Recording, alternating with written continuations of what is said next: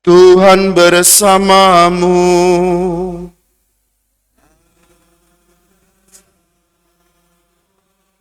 Inilah Injil suci menurut Lukas.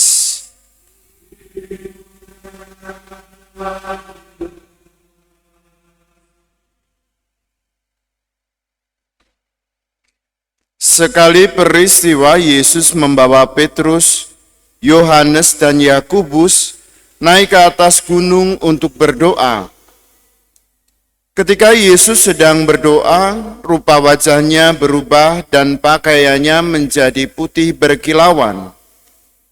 Lalu tampaklah dua orang berbicara dengan dia, yaitu Musa dan Elia. Keduanya menampakkan diri dalam kemuliaan dan berbicara tentang tujuan kepergian Yesus yang akan digenapinya di Yerusalem. Sementara itu Petrus dan teman-temannya telah tertidur, dan ketika terbangun, mereka melihat Yesus dalam kemuliaannya. Juga kedua orang yang berdiri di dekat Yesus itu. Ketika kedua orang itu hendak meninggalkan Yesus, Petrus berkata kepadanya, "Guru, alangkah baiknya kita berada di tempat ini. Biarlah sekarang kami dirikan 3 kemah, satu untuk engkau, satu untuk Musa, dan satu untuk Elia." Tetapi Petrus tidak tahu apa yang dikatakannya itu. Sementara ia berkata demikian, datanglah awan menaungi mereka. Ketika masuk ke dalam awan itu, takutlah mereka. Lalu terdengarlah suara dari dalam awan itu yang berkata, "Inilah putraku yang aku pilih, dengarkanlah dia." Ketika suara itu terdengar, tampaklah Yesus tinggal seorang diri. Murid-murid itu pun merahasiakannya, dan pada masa itu mereka tidak menceritakan kepada siapapun apa yang telah mereka lihat itu. Demikianlah Injil Tuhan.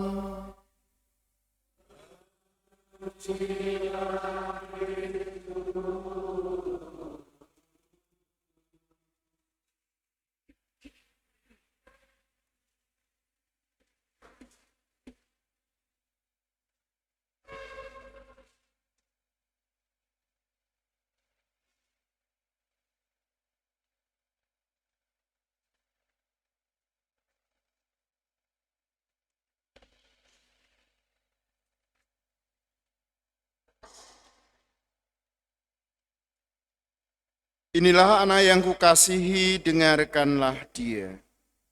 Bapak, Ibu, dan saudara-saudari yang terkasih, selamat pagi. Kita mendengarkan dalam bacaan pertama, kisah Abram atau Abraham setelah diganti namanya, tentang perjanjian Allah kepada Abram. Allah menjanjikan kepada Abram keturunan yang sangat banyak, seperti bintang-bintang di langit. Hal ini terjadi ketika Abram sedang menantikan seorang keturunan. Sampai di masa tuanya, ia tetap menantikan janji Allah. Janji Allah akan memberikan keturunan kepada Abram dan Sarah istrinya. Abram kemudian juga melihat, percaya akan janji Allah. Sebenarnya Allah juga pernah berjanji kepada Abram untuk memberikan tanah yang sedang dia diami.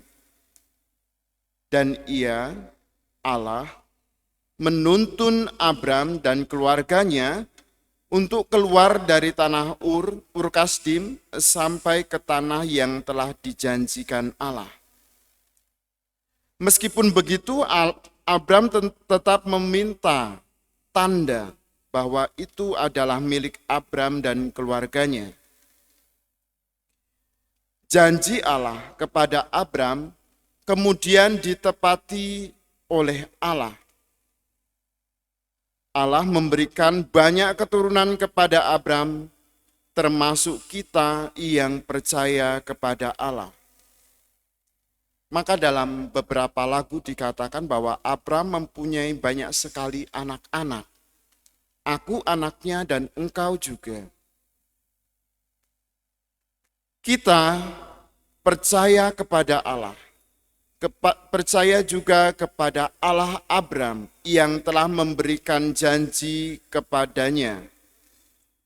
Dan janji itu ditepati oleh Allah untuk menunjukkan bahwa memang Allah berkuasa atas langit dan bumi. Dan Allah tidak pernah ingkar janji. Allah tidak membiarkan umatnya dalam kesedihan. Allah tetap memberikan kebahagiaan kepada kita, dan kita diajak untuk merenungkan kebahagiaan apa yang telah kita terima dari Allah. Sama seperti 3 murid Yesus ketika mereka berada bersama Yesus di atas gunung untuk berdoa. Petrus, Yohanes, dan Yakobus. Kebahagiaan mereka adalah melihat kemuliaan Allah. Allah menampakkan kemuliaannya di atas gunung, dan di sana ia tampaklah Musa dan Elia. Karena kemuliaannya itu, kita mengenal bahwa Yesus adalah Putra Allah. Maka dalam sebuah awan dikatakan ada suara yang mengatakan, "Inilah putraku yang aku pilih, dengarkanlah dia." Di dalamnya terkandung sebuah kristologi bahwa Kristus, Yesus adalah Putra Allah. Maka tadi dalam lagu pembukaan, "Oh Yesus Putra Bapa." Kita mengenal bahwa Yesus adalah Putra Allah yang menjadi manusia. Dan teologi ini menjadi hal yang menarik, hal yang kita imani bahwa Yesus Kristus adalah Putra Allah. Dan Putra Allah itu harus menyerahkan diri demi dosa-dosa manusia. Hal itu disampaikan oleh banyak nabi dan oleh Yesus Kristus sendiri bahwa kedatangannya, misinya adalah menyelamatkan umat manusia. Keselamatan bagi kita adalah dapat ambil bagian dalam karya keselamatan. Dapat percaya kepada Allah yang menyelamatkan kita. Yesus tetap memberikan keselamatan kepada siapa saja yang percaya kepadanya dan mau bertobat. Mungkin kita pernah mengalami pengalaman yang telah dirasakan oleh Petrus, Yohanes, dan Yakobus. Mengalami sebuah peristiwa berjumpa dengan kemuliaan Allah, berjumpa dengan kebaikan Allah, berjumpa dengan apa saja yang membuat kita semakin percaya bahwa Allah akan menyelamatkan kita. Dan pengalaman ini tentu saja mengajak kita untuk bersaksi. Bersaksi kepada semua orang, agar semua orang juga banyak orang dapat mengenal kemuliaan Allah. Saudara-saudari yang terkasih, lewat penampakan kemuliaan Allah ini, kita diajak untuk merenungkan pengalaman pribadi kita bersama Allah. Pengalaman pribadi kita bersama Yesus. Mungkin kita pernah mengalami bantuan Allah ketika kita sedang keadaan terpuruk atau dalam keadaan yang susah, yang mungkin tidak ada harapan lagi. Tetapi lewat hal yang demikian, Allah tetap memanggil kita. Allah tetap bersama kita untuk menolong kita. Dan pengalaman ini adalah pengalaman yang menakjubkan, yang membuat kita semakin percaya akan Allah.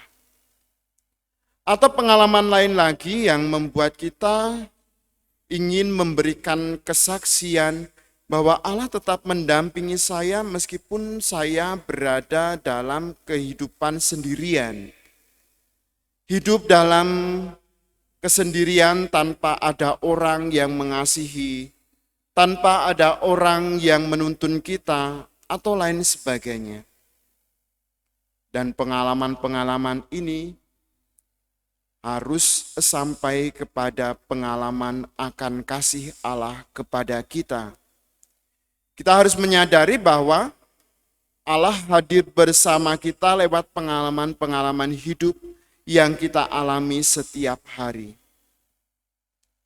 Nafas kehidupan yang kita rasakan setiap hari merupakan pengalaman yang sungguh bermakna bagi kita, di mana Allah tetap memberikan nafas kehidupan kepada kita, dan kita boleh melanjutkan misi kita di dunia ini. Maka Bapak, Ibu, dan saudara-saudari yang terkasih, lewat pengalaman Abram dan juga 3 murid Yesus, mari kita merenungkan pengalaman kita sendiri berjumpa dengan Allah. Dan mari kita juga bersaksi akan kasih Allah bagi kita yang masih diberikan nafas kehidupan. Kemuliaan kepada Bapa dan Putera dan Roh Kudus.